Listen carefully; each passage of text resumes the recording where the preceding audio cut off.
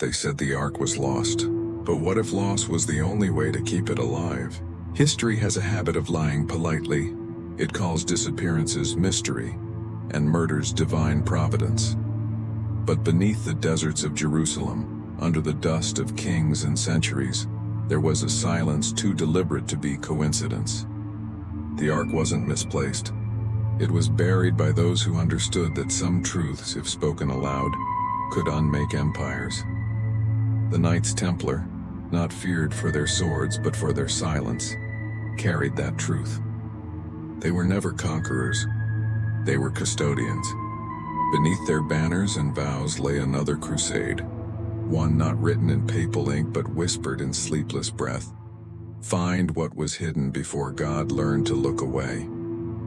At twilight, when pilgrims left the courtyards, they descended, torches wrapped to smother their own fire, into tunnels where the air thickened like oil and the stone began to hum. Not the hum of echo but of presence. There they found it, not gold, not relic, a vessel plain, wrong in its gravity, as if it pulled the room toward it. And when they touched it, it breathed. Beside it, scrolls disintegrated at the edges of time, names upon names, a genealogy older than kings and defiant of Rome's design. They read until fear replaced wonder, because this was not an artifact. It was a verdict. It proved continuity where the church preached rupture. It declared a lineage that had not asked permission to survive. The brothers said nothing. They didn't need to. They understood that revelation without readiness was ruin, and so they sealed their discovery not with locks, but with memory saw it encoded in geometry and silence, in the trembling of their own restraint. That night, one knight whispered a prayer he hadn't uttered since childhood. Another wept without reason. The Ark, whatever it truly was, recognized them in return. They emerged at dawn not as crusaders, but as men carrying something heavier than sin, responsibility. And from that moment, the world began to forget on purpose. If the Ark was never lost, only hidden by those who feared what it could prove, what else has been buried in plain sight? Follow the trail, before the stones remember for you. They descended not as soldiers, but as men haunted by a question. The question was not where the Ark had gone, but why it had wanted to be found. At dusk, when the last hymns faded above the Temple Mount, a handful of Templars slipped into the dark, torches muffled in cloth so that their light wouldn't betray them. The air below grew colder, older, thick with the scent of metal and dust, as if they were walking through the lungs of the earth itself. Their footsteps echoed too slowly. Every sound seemed to arrive late, as though the tunnels remembered before they responded. One brother whispered, "This place does not echo, it listens." The deeper they went, the more time bent. Walls of limestone pressed inward not to crush but to test resolve. They saw no scripture, yet there were marks. Shallow carvings that resembled neither letters nor symbols but breaths turned to stone. The air pulsed faintly, like the remnant of a heartbeat long buried. And with every turn, their faith began to shift from belief to comprehension, a far more dangerous thing. At last, beneath a slab blackened by centuries, they heard the sound no map had marked, a sigh behind the wall. The oldest knight raised his torch, and in the shimmer of smoke they found it. A seam too deliberate to be accident, too patient to be chance. When they pried it open, the silence on the other side was alive. They entered a chamber without carvings, without scripture, without purpose, except one. It did not confine. It contained.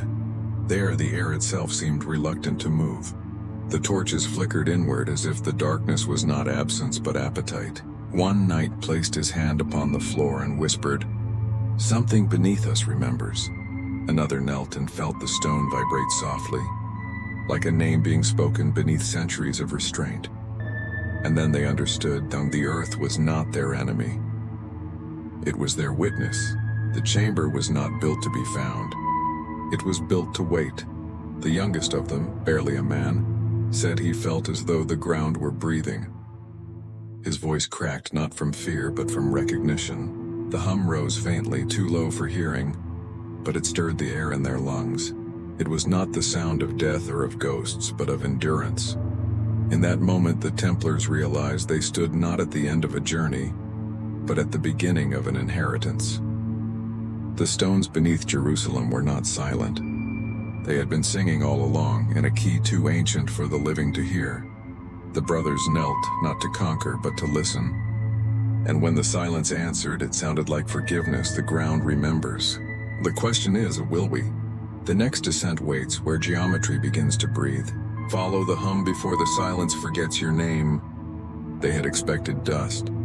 They found consequence. When the final stone was pried loose, the air did not rush out, it exhaled. Warm, metallic, and faintly sweet, like the scent of blood long forgiven. Their torches dimmed as though ashamed to intrude, and in that breathless half-light they saw it. The Ark. Not golden, not gleaming, not radiant as Scripture had promised. It absorbed light, drank it until shadows seemed to bend toward it like pilgrims too tired to kneel.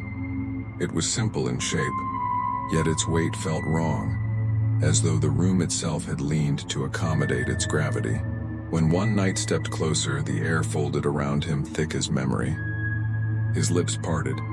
No prayer came. Beside the Ark lay scrolls, brittle, fragile, trembling with every whisper of air. They unrolled them carefully, knowing the wrong breath might turn faith to ash. But what was written there was not Scripture. It was lineage, names, unbroken, defiant, a thread that wound through kings, through prophets, through centuries, reaching beyond Rome, beyond crown, beyond permission. A line that declared, the covenant never died. It simply hid in flesh. One brother staggered backward. This cannot be truth. The oldest answered softly, it is worse. It is continuity. They realized then that the Ark was no relic of devotion, and it was evidence.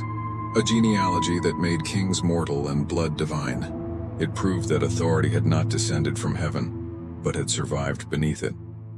In that single moment, centuries of doctrine trembled. Because the Ark did not confirm God's favor, it confirmed God's memory.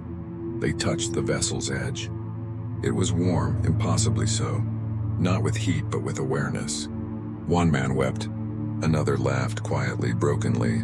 A third dropped to his knees, unable to decide whether he had witnessed a miracle or a betrayal. The air thickened. The Ark breathed again, slow, deliberate. And in that rhythm, the Templars felt something ancient move through them. Not revelation, recognition. No words were spoken, no vows renewed, only silence, heavy as eternity. When they emerged from the chamber, dawn was already bleeding over Jerusalem. Their armor gleamed pale with dust and dread. They had descended as knights. They rose as witnesses.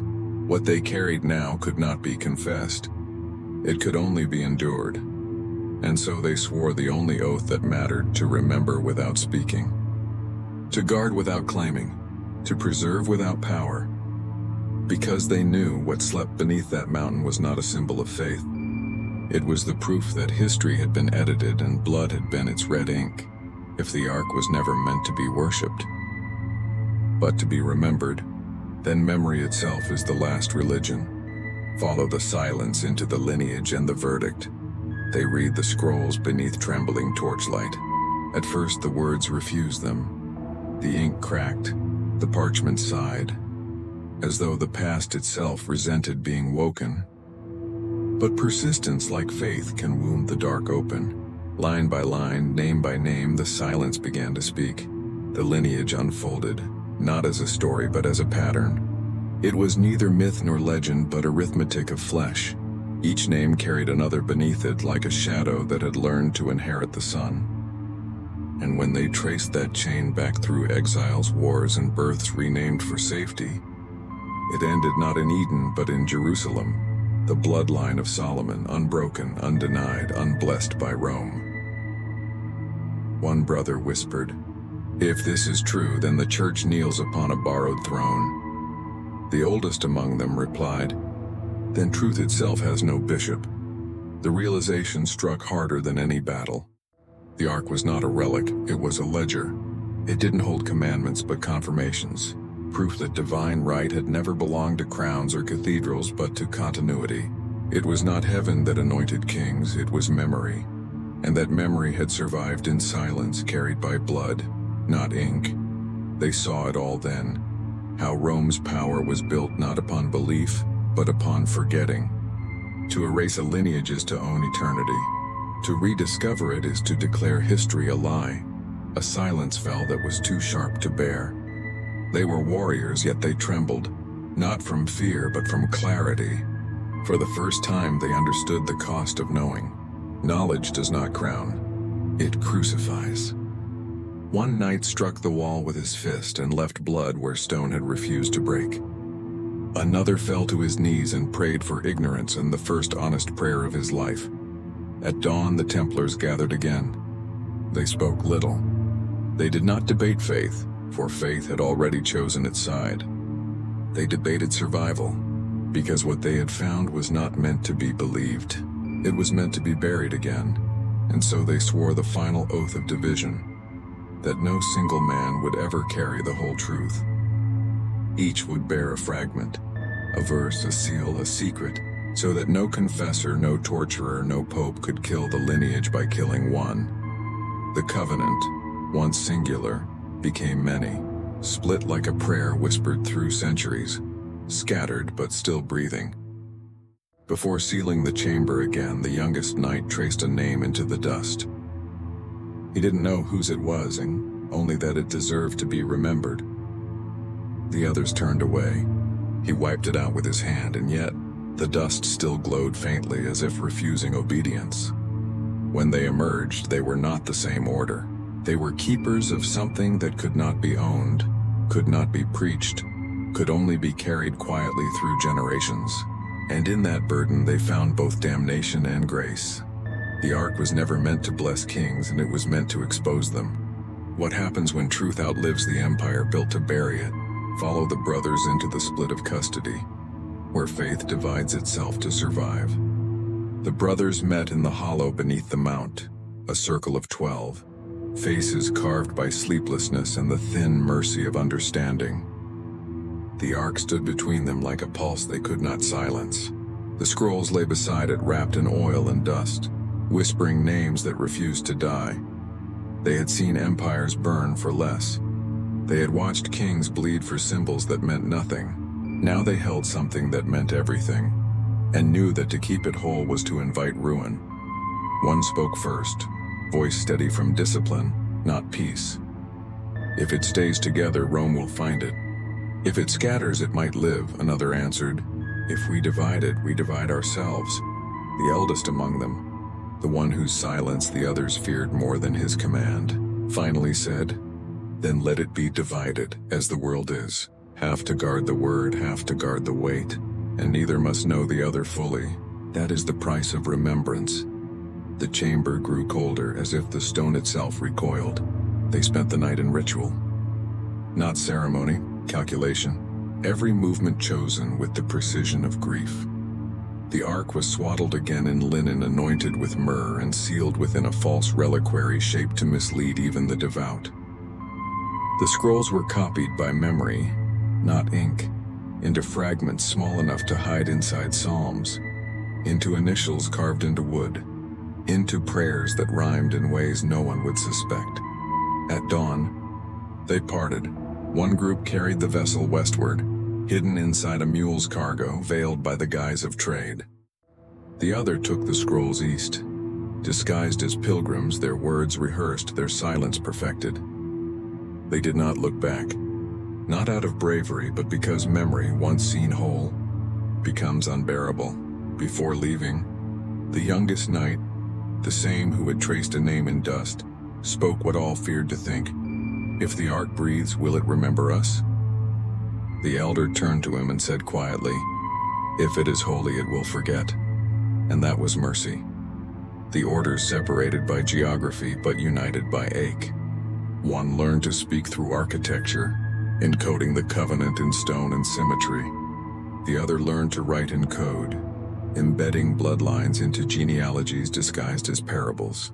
Two halves of one heartbeat kept apart so the world could never find both at once. Rome would later call it heresy. The Templars called it protection. For centuries, the two paths would move like rivers under the same mountain, unseen, unheard, unbroken. And somewhere between them, in the hollow the ark had left behind, the air still trembled, a faint rhythmic echo, like the world itself remembering how to keep a secret, to save a truth. They shattered it. One carried faith, the other fact. And together, they built a silence stronger than war. But silence does not sleep forever. Follow the trail to the geometry of memory, where stone begins to speak. They learned that silence could be drawn. That stone, if measured correctly, could remember what the tongue dared not repeat. After the split, the brothers who remained in the West built no vaults for gold, no shrines for kings. They built geometry. Each angle, each arch, each trembling ratio was a verse in a language that spoke without sound. They called it constructio memoriae, the construction of memory. Rome called it heresy. But while Rome built doctrine in words, the Templars built revelation in proportion. Cathedrals rose like equations solved by prayer, towers that pointed not toward heaven but toward coordinates, windows that divided light according to lost bloodlines. The sacred numbers whispered beneath the temple mount were reborn in nave and arch, disguised as beauty. Stone became scripture, light became confession, and every hammer blow was a vow never to forget. In the Abbey of Saint Michel, the floor spiraled inward and invisible from below, yet perfectly matched the curve of the chamber that once cradled the ark. In Scotland, a chapel's pews followed the Fibonacci sequence, each seat a syllable in the hymn of remembrance. In France, a window was cut at an impossible angle, allowing the dawn of one day each year to fall precisely where a name had been buried in mortar. The Masons did not speak Latin, they spoke proportion. And proportion, once learned, does not die. They trained new builders, not soldiers, not priests, but hands that could feel harmony and distance. Every column a cipher, every corridor a sentence of an unwritten gospel. The Vatican inspected their plans and found nothing, because truth does not reveal itself in blueprints. It hides in curvature, in breath, in the quiet precision of awe. The Templars understood. What the tongue speaks, time destroys. But what the stone sings, untold endures. So they built their cathedrals as memory palaces of the soul, where those who entered might not know what they felt, only that they were standing inside something that remembered them. Visitors left lighter, quieter, changed, as though the building itself had whispered forgiveness into their bones. By day, the churches looked like monuments. By night, they hummed, low, steady, and sorrowful, the resonance of equations written in devotion and secrecy. A rhythm that, if you listened long enough, began to sound like a name. The Masons never signed their work. They left only patterns, a rose window cut in 7 petals, the symbol of continuity, a stair that skips the 12th step, the measure of exile, a corridor that aligns with a constellation lost to modern skies. Those who knew how to read the geometry could follow it, across France, across the sea, across centuries, a map that leads not to gold, but to memory itself, a cartography of silence. They built until their hands bled, then kept building, because they understood. Faith without form fades, but memory built in stone becomes immortal. The world walks through these cathedrals every day, never realizing they're walking inside a secret. Look closer at the arches. They are not decoration. They are direction. The geometry is still alive, and in the map of light it begins to move. They discovered in time that memory could travel faster than words, and light, obedient only to proportion, could carry secrets no language could betray. What began as stone and silence became motion. Each cathedral, each abbey, each nameless chapel whispered to another across miles of distance, not with messengers, but with mourning. At first it was accident, a window angled slightly wrong that cast a beam onto a wall hundreds of leagues away on the same day, the same hour, each year. Then they realized it was not wrong. It was aligned. The geometry of memory had awakened. Every beam of light, every stained glass shimmer, every echo of song became a coordinate in a map that could not be drawn, only experienced. To the untrained eye, they were churches. To those who knew, they were constellations fixed upon earth. In France, a rose window bled crimson at dusk, its center star pointing precisely toward a monastery in Portugal, where the second half of the lineage slept. In England, a column of dawn lit the altar for only 3 breaths each solstice, enough for a brother to whisper a single name and keep it alive another year. And in the mountains of Italy, the shadow of a bell tower crossed a courtyard in the exact rhythm of a chant sung in Jerusalem centuries before. It was not coincidence. It was communion. The Templars had built a network of memory woven of light, sound, and proportion. A map that no eye could follow, but that every faithful heart could feel. To read it, one did not travel. One listened. They called it Lux Cartographia, the map of light. A covenant made of color and silence.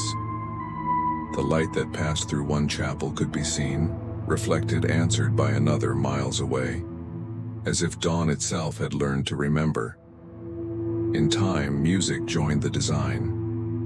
Each cathedral's choir was tuned to a frequency that corresponded to its counterpart. When sung in the right key, the sound from one abbey would resonate faintly within another, a hymn stretching across continents, inaudible to most, yet strong enough to keep the memory breathing. They knew the risk. Rome could burn scrolls, destroy stones, but it could not outlaw light. It could not silence proportion. So the brothers continued their work, hiding pathways in prayer and messages in music. A melody became a map, a psalm, a direction. The ark's memory no longer needed parchment. It lived in the architecture of sunlight. Pilgrims walked through the network without knowing. Some felt peace, some felt unease. All left changed as though their shadows had learned something their minds had not. One chronicler later wrote, "They built not churches, but instruments. And when the sun played them, the world remembered." And so the map of light endured, in reflections, in chords, in the patient turning of glass and dawn, waiting not to be found but to be recognized. The map is still alive. When you step into sunlight filtered through glass, you are already walking inside it. The question is, wait, what is it pointing to now? Follow into the heresy of inheritance, where the bloodline awakens and faith learns it has a face. It began with a name, one too old to be spoken aloud, too dangerous to be forgotten. When the brothers traced it across the scrolls, through the map of light, through the faint lineage hidden beneath centuries of false baptisms and borrowed surnames, they realized what the Ark had been guarding all along was not a covenant written in law, but a bloodline written in flesh. And that changed everything, because if the blood carried the covenant, then no pope could grant it. If divinity traveled through generations, then no coronation could bestow it. It meant that salvation had never belonged to the church. It had walked quietly among the people, wearing ordinary names. That was the true heresy. The Vatican called it blasphemy. The Templars called it truth. But truth has never survived without sacrifice. They began to see patterns in history they had once ignored. A mason with a signet carved in the shape of Solomon's seal. A monk who hummed psalms and a key that opened doors long sealed. A queen who refused the crown's blessing but was buried beneath a symbol no herald could explain. The bloodline had not vanished. It had learned discretion. Rome's fear was not theological. It was hereditary. If lineage could grant authority, then every bishop was a pretender.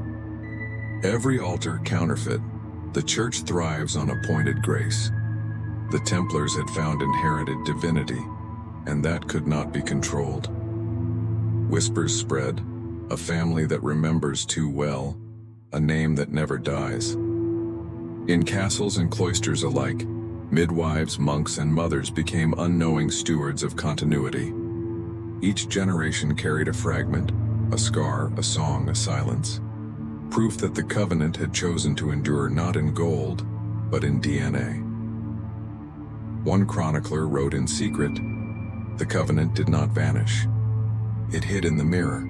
Some brothers feared it, others worshipped it. A few broke under its weight, seeing in every child's face the reflection of something both human and divine. It was said one knight fell in love with a woman whose eyes bore the shape of the six-pointed star. He never told her why his hands trembled when he brushed her hair, nor why he wept when their child was born. He simply whispered, 'Forgive me for recognizing you.' When the Vatican learned of it, the Inquisition followed. Temples were stripped, libraries burned, confessions extracted. But the names never appeared, because they were no longer written. They lived, breathing quietly through blood and time. The heresy of inheritance was not rebellion. It was revelation. It whispered that God had never chosen institutions, only continuities. And that truth could survive not by dominance but by discipline. Rome tried to silence the idea by denying it a tongue. But the Templars had already hidden it in geometry, in hymns, in the heartbeat of those who still remembered, because you cannot kill a bloodline that has learned to pray through silence. The Church called it a threat. The Templars called it a promise, and somewhere, in a chapel whose candles bend toward a nameless stone, the blood still remembers what heaven tried to forget. They called it heresy. But what if heresy was just memory refusing to die? Follow into the two silences where Rome and the Templars learned that to preserve truth, one must first learn to speak with restraint. It did not begin with a scream. It began with the absence of one.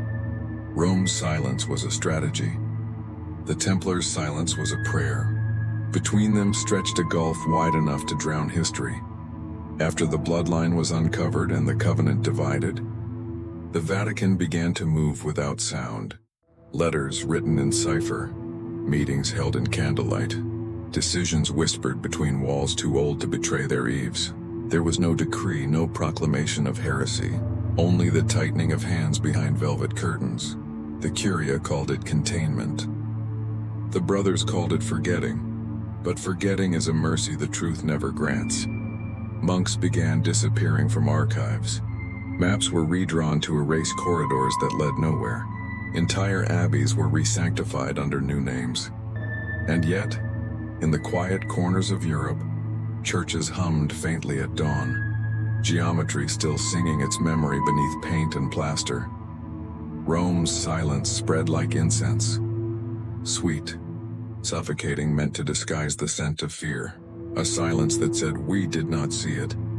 Therefore it does not exist." The Templars answered with a different quiet, one woven from loyalty and guilt. They no longer wrote. They no longer confessed. Their silence was not denial. It was preservation. When two silences meet, the world forgets how to tell the difference between obedience and devotion. In France, a bishop stood before the tribunal, accused of harboring Templar symbols in his chapel. He said nothing, not out of cowardice but reverence. When pressed, he whispered, to speak would make it smaller.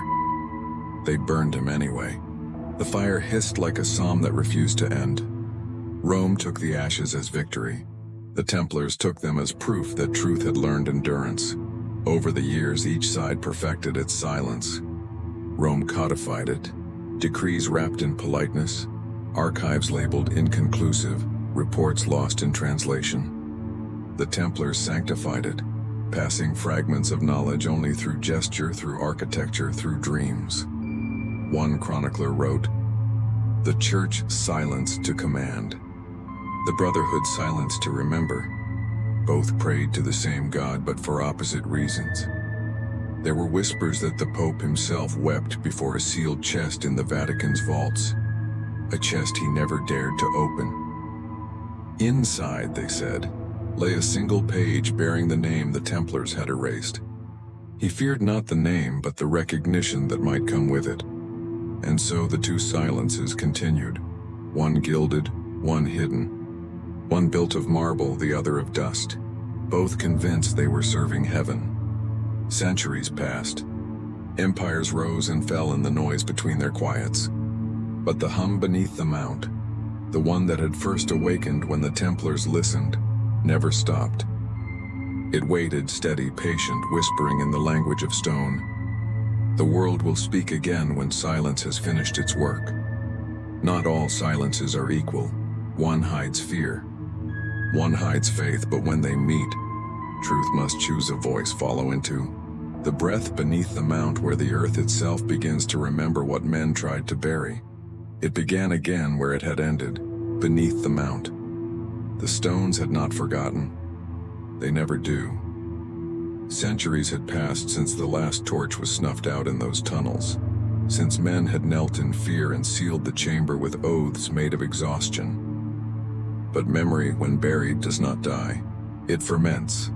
The earthquakes came first, gentle at dawn as though the earth were sighing after too long a silence. Then came the hum, faint, patient, familiar. Monks heard it beneath their feet and mistook it for wind. Pilgrims heard it and thought it prayer. But the few who still carried the bloodline recognized the rhythm. It was breathing. The mount was exhaling centuries of restraint. The air in the tunnels began to change. Warmer, metallic, charged with the taste of recognition. Dust no longer settled. It hovered, illuminated by light that had no source. Something beneath the stone had stirred awake. Not because it was found, but because it was remembered. In the Vatican, the tremors reached archives sealed for generations. A librarian reported manuscripts shifting by themselves, ink bleeding upward through pages as if drawn by gravity reversed. He crossed himself twice, then whispered, "It remembers." The next day he was gone. Templars scattered across continents began to dream the same dream. A corridor of stone that pulsed like a living vein. A door breathing in rhythm with their hearts. In each dream they heard a single word older than language. Return. No one spoke of it aloud. Yet all began to move. In Jerusalem, archaeologists unearthed a hollow chamber exactly where no record said one should be. Inside, the air was not stale. It was waiting. Their instruments malfunctioned. Compasses spun as if trying to align with something beneath magnetism. They fled, leaving cameras running. The footage captured no movement, only dust rising and falling as if the stone itself were alive. The breath beneath the mount grew stronger each night, echoing faintly through the labyrinths of the city. Dogs refused to cross certain streets. Candles in churches flickered inward, not outward. The geometry built centuries ago, the map of light, began to tremble, aligning once more. At sunset, a beam of light from a cathedral window in France met another from Portugal, then another from England, converging invisibly on Jerusalem, as though the world itself were inhaling. And then came the sound. Low, harmonic, a tone that vibrated not through ears, but through bone. Those who heard it wept, though they did not know why, because it was not sound. It was memory awakening. The breath beneath the mount was not resurrection. It was recognition, for what sleeps in silence does not die. It waits until the world forgets enough to remember purely. And in that moment, the earth exhaled once more. The dust lifted. The air grew gold. And far above, in the marble hush of Rome, the Pope woke from a dream with soil under his nails. The Ark never slept. It waited for us to forget enough to listen. The breath beneath the mount has begun again. In the awakening of the covenant, the silence finally speaks, and the world learns what it has been keeping alive. No one summoned it. No prayer was uttered. It simply woke, as if the world had taken one breath too many without remembering why. The mount trembled not with violence, but with awareness. The air throbbed. The stone walls vibrated with an impossible pulse, like a heart that had slept for a millennium and finally remembered its rhythm. In the tunnels beneath Jerusalem, dust fell upward. The ceiling rippled like water, and then the silence, centuries thick, cracked. The ark exhaled. Light poured from the seams of the stone, not brilliant but heavy, like molten gold forced to remember it was once sunlight. The vessel's surface shimmered, not reflecting the world but rewriting it. Those who stood near, scholars, pilgrims, skeptics alike, felt their lungs tighten as if the air itself demanded reverence. It was not divine wrath. It was divine recognition. The covenant had not been broken. It had been breathing beneath the noise of faith, waiting for humanity's arrogance to quiet enough to hear it again. Now it no longer waited. The air around the ark bent. Every shadow began to move as though remembering its origin. The ancient carvings on the walls, those strange breaths turned to stone, began to rearrange themselves into something almost human. A language that felt like memory, speaking through geometry. Above ground, the world responded. In Rome, every candle in St. Peter's Basilica extinguished at once, and the marble floor exhaled steam. In Paris, light refracted through the rose window of Notre Dame, though the sun had long set. In Scotland, the Rosslyn Chapel hummed in perfect harmony with a frequency no human voice had ever sung. The geometry of memory had become alive again. The map of light, dormant for centuries, reactivated, connecting every sacred coordinate built by the Templars. The cathedrals were no longer monuments. They were instruments, and the song they played was not for worship. It was for remembrance. The Vatican declared emergency prayers. The surviving Templar lines, scholars, masons, mystics, gathered silently, knowing what this meant. The covenant was not returning. It was reclaiming. For centuries, humans had tried to contain it, in gold and scripture and silence. But the covenant had never belonged to containment. It was the breath of memory itself, the promise that creation would never allow its truth to be buried beyond recall. As the mount glowed, witnesses saw figures in the light, not angels, not ghosts, but echoes of those who had once sworn to protect it. The 12 who had sealed the chamber reappeared not in flesh but in form, silhouettes made of memory and mercy. They said nothing. They did not need to. Their presence was the verdict. The earth quaked once, not as destruction but as exhalation. And then silence returned, not absence but completion. When the dust settled, the ark was gone. Only the hum remained, steady, gentle, eternal, like the heartbeat of history forgiving itself. That night, astronomers recorded a new pulse in the sky, faint, rhythmic, repeating every 72 seconds. They called it a stellar anomaly. The few who still knew whispered, "It's not a star. It's a reminder." The covenant had awakened and returned to where it had always belonged, everywhere. The covenant breathes again, not in temples, not in tombs, but in us. Memory is no longer silent. Follow into the reckoning of light where remembrance becomes revolution and history learns to confess. The world woke not to dawn, but to exposure. Light no longer obeyed the sun.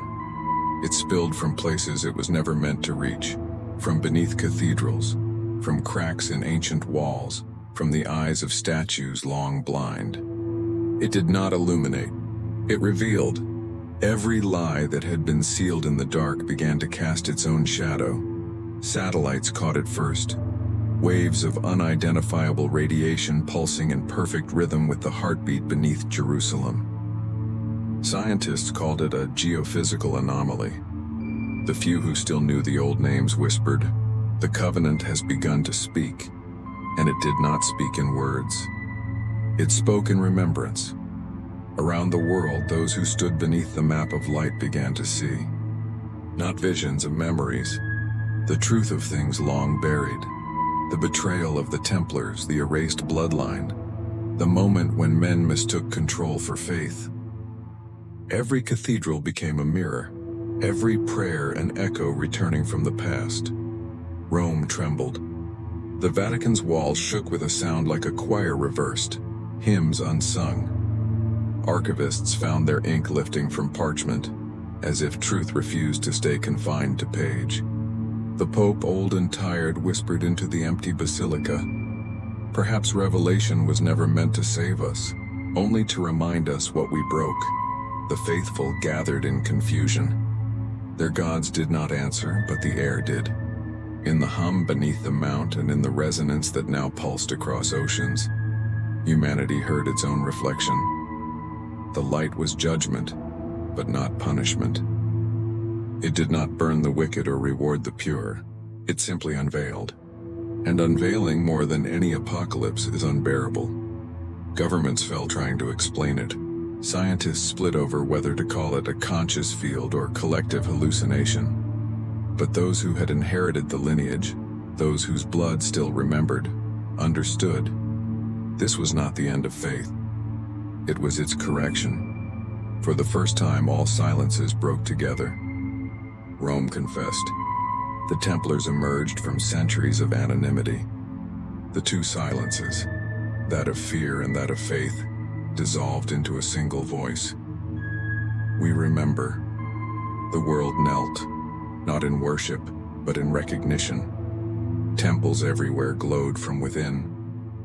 The geometry of memory, long dormant, aligned one final time. A single beam of light crossed continents, threading through windows, towers, and crypts, until it converged once more upon the mount. The air trembled. The hum ceased. And then nothing. For a moment there was peace. Not the peace of ignorance, but of understanding. The covenant had fulfilled its promise, to remind creation that divinity was never distant. It had always been within remembering. The ark did not return, because it had never left. It had simply moved into everything that still remembered how to breathe. And as night fell, the stars pulsed faintly, a rhythm not of destruction, but of continuity. Revelation is not the end, it is the remembering. The covenant has spoken, and the world listens in silence once more. Follow into the children of the remembering, where humanity begins again, carrying the light it can no longer deny. When the light faded, the world did not fall into darkness. It fell into honesty. For the first time in recorded history, silence meant peace instead of fear. The hum beneath the mount had ceased, but its echo lived inside everything that still drew breath. Not in relics, not in rituals. In the pulse behind every heartbeat, the quiet between every word. The old orders collapsed quietly. No armies marched. No empires burned. They simply became unnecessary. Temples became libraries. Cathedrals became observatories. Altars became gardens. And humanity, unburdened of its gods, began to understand divinity as the simple act of remembering truth without needing to own it. The descendants of those who once guarded the Ark, the last surviving lines of the Templar and the scattered bloodline, emerged not as rulers but as teachers. They carried no symbols, no swords, only silence well trained enough to hold light. They were called the children of the remembering, born of lineage and lesson, neither chosen nor cursed, but entrusted. They taught that memory was not a story to repeat, but a breath to share, that every act of cruelty was just amnesia in disguise, that the world ends not when the sun dies, but when remembrance does. Children in the rebuilt cities learned geometry not as mathematics, but as prayer. Every proportion, every harmony, every rhythm was a way of keeping the world coherent. Art replaced scripture, silence replaced sermons. Faith became discipline, not of worship but of attention. The old religions did not vanish. They softened. They learned humility in the face of revelation's aftermath. Because when everything has spoken, only listening remains. In Jerusalem, beneath the mount, a new garden grew. not planted by hand, but by accident. Wildflowers sprouted where the dust of centuries had settled. Their petals glowed faintly at dusk, as though remembering light more perfectly than the sky.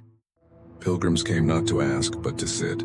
They said the air there still breathed, slowly, like a living heart. One night, a child of the remembering asked her teacher, "If the covenant is everywhere now, where is God?" The teacher smiled. "Wherever something remembers something else." The child thought for a while, then placed her hand over her chest. "Then he's here." The teacher nodded. "Yes, and always was." And for the first time in thousands of years, the world needed no scripture, no proof, no guardians.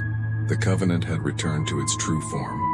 Not an artifact, not a mystery, but a rhythm woven into every living thing that dares to remember itself. The Ark had not been lost. The Ark had become us. The stars pulsed faintly that night in the same rhythm, the same breath. And somewhere beneath the mount that once divided men, the earth whispered one final time, "It is enough." The story of the covenant ends where all memory begins, within us. Light does not demand worship. It only asks to be seen and remembered. The secret history is not finished. It has simply returned home.